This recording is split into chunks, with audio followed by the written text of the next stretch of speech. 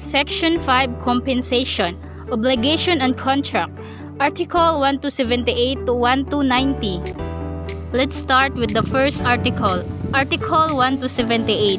Compensation shall take place when two persons in their own right are creditors and debtors of each other. In Roman law, compensation is the reciprocal extension of claims between mutual debtors. Meaning, compensation is the extinguishment to the non-current amount of the debts of two persons who in their own right are debtors and creditors of each other. For example, Jade owes Cherry the amount of 1,000 pesos, and in another transaction, Cherry owes Jade the amount of 700 pesos, so both which assuming the both debts are due payable, so here the compensation takes place. So Jade shall be liable to Cherry for only 300 pesos only. In this section, we have kinds of compensation consists of two, as to cause and as to effect. But first, let's tackle as to cause. As to cause composed of four, namely, legal, when it takes effect by operation of law from the moment all the requisites prescribed by law are present. Legal compensation take place ipso jure when all the requisites of law are present. Second, voluntary or conventional. Conventional or voluntary compensation which occurs when the parties agree to the mutual extinguishment of their credits to compensate their mutual obligation even in the absence of some of the legal requisite. Third, judicial, when it takes effect by judicial decree. And the last, facultative, when the compensation can be set up only by one of the parties. Number 2, as to effect. As to effect consists of two. Total, when the two debts are the same amount. Partial, when the two debts are not of the same amount. The next article, we have Article 1 to 79. In order that compensation may be proper, it is necessary, number 1, that each one of the obligors be bound principally, and that he be at the same time a principal creditor of the other.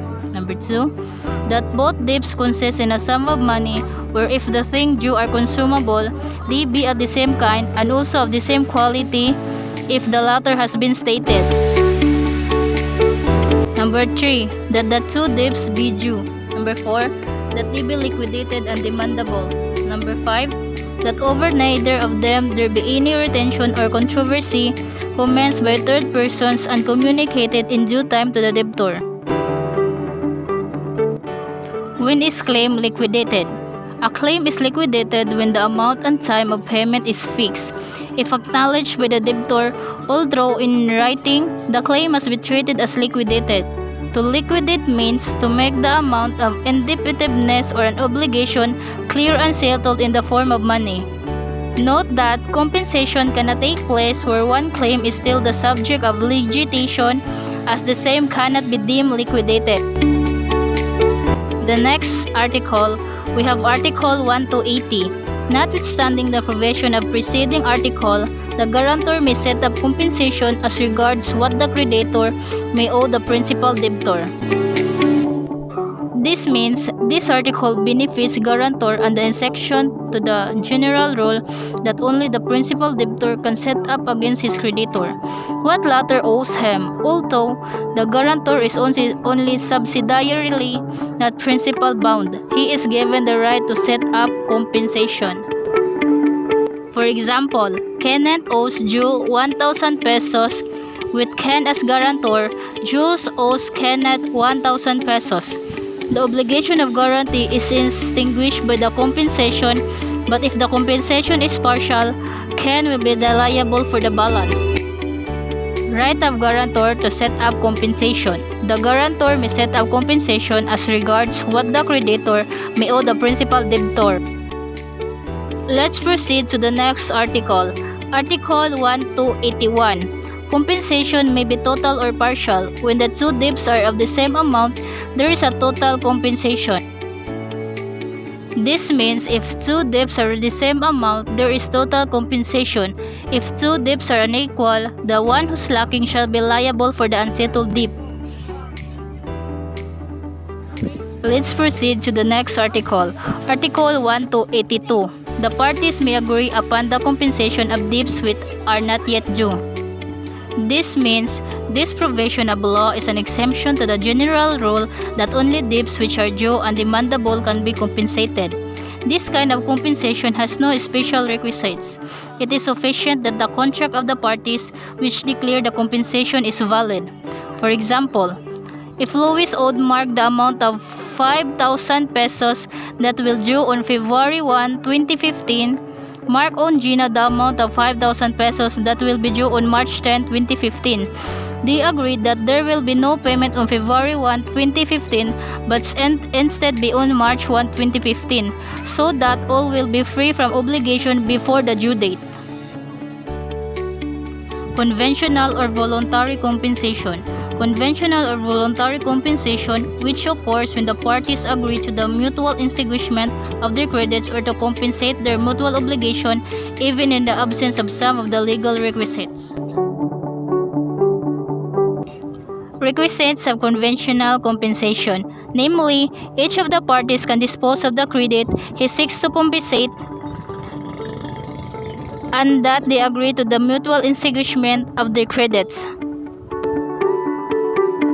Let's proceed to the next article. Article 1 to 83. If one of the parties to a suit over an obligation has a claim for damages against the other, the former may set it off by providing his right to said damages and the amount thereof. This means compensation may also take place when so declared by a final judgment of a court in a suit.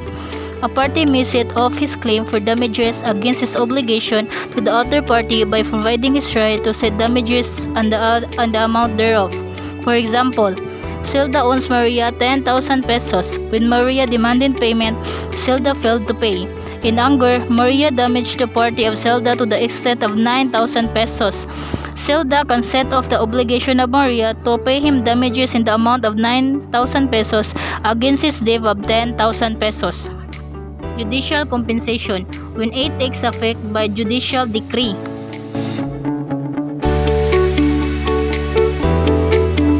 Let's proceed to the next article. Article 1 to 84. When one or both debts are rescissible or avoidable, they may be compensated against each other before they are judicially rescinded or avoided.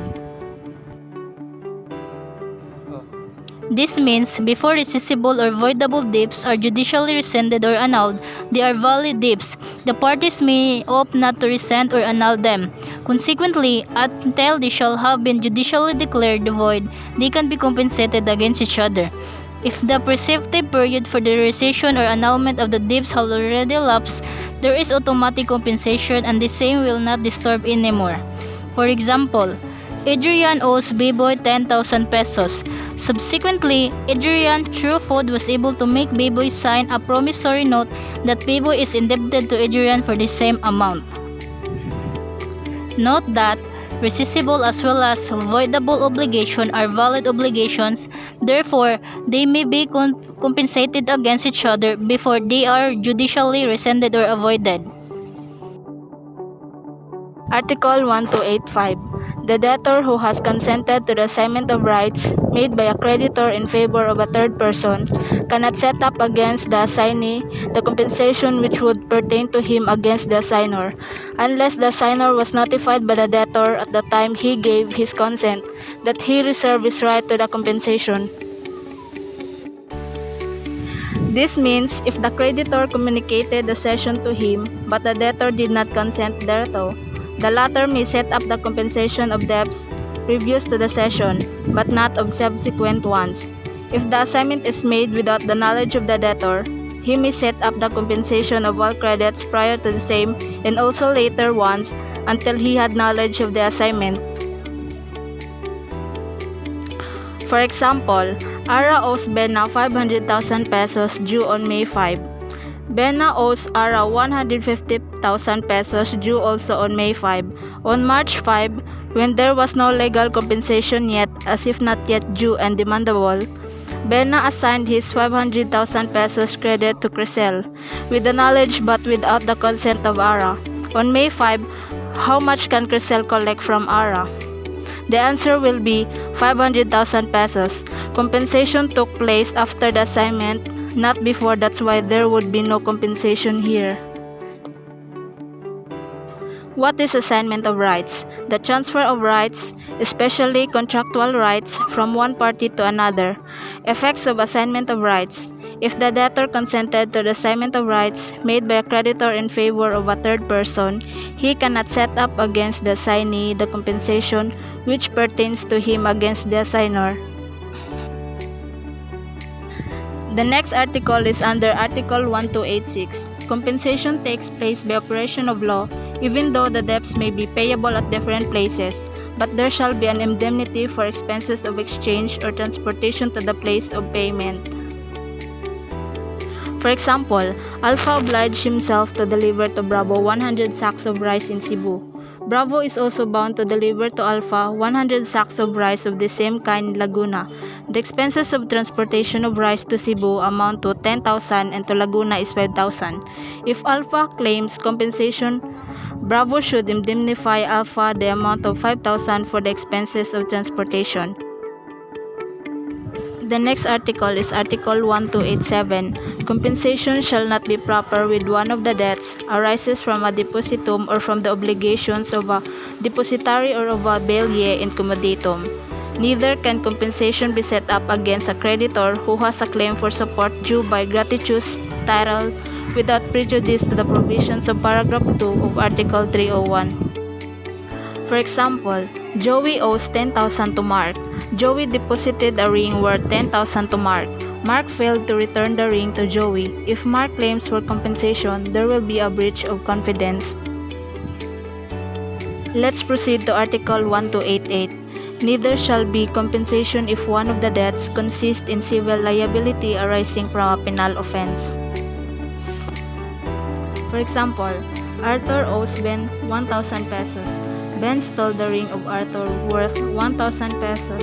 Here, compensation by Ben is not proper, but Arthur, the offended party, can claim the right of compensation. The prohibition of Article 1288 pertains only to the accused but not to the victim of the crime. Debts which cannot be compensated. 1. Debts arising from contract of depositum. Compensation shall not be proper when one of the debts arises from a depositum or from the obligations of a depositary. 2. Debts arising from a contract of commoditum. Compensation shall not be proper when one of the debts arises from commoditum or of a bailier in commoditum. 3. Claims for support due by gratuitous title. Compensation cannot be set up against a creditor who has a claim for support due by gratuitous title. 4. One of the debts consists in civil liability arising from a penal offense. Debts cannot be compensated if one of the debts consists in civil liability arising from a penal offense. This means the raison d'etre for this that if one of the debts consists in civil liability arising from penal offense, compensation would be improper and advisable because the satisfaction of such obligation is imperative. The next article is Article 1289. If a person should have against him several debts which are susceptible of compensation, the rules on the application of payments shall apply to the order of the compensation. For example, Cesar is indebted to Rafi in the amount of 1,000 pesos without interest due today, 1,000 pesos with interest of 12% due to also today, and 1,000 pesos with interest of 10% due yesterday. Rafi owes Cesar 1,000 pesos due today. For purposes of the application of payment, Cesar is the debtor. He must specify to Rafi which of the three debts should be compensated. If he fails to inform Rafi, then the latter should apply the compensation to the second obligation of Cesar, namely, the obligation bearing the 12% interest because it is the most onerous obligation. The next article is Article 1290, the last article in this section. When all the requisites mentioned in Article 1279 are present, compensation takes effect by operation of law and extinguishes both debts to the concurrent amount, even though the creditors and debtors are not aware of the compensation. For For example, Jacob intercepted funds being cursed through it for transmittal to another bank and eventually to be deposited to the account of Edward, who happens to owe some amount of money to Jacob. The Court of Appeals ordered Jacob to return the intercepted amount to Edward, who, in turn, was found by the court to be indebted to Jacob.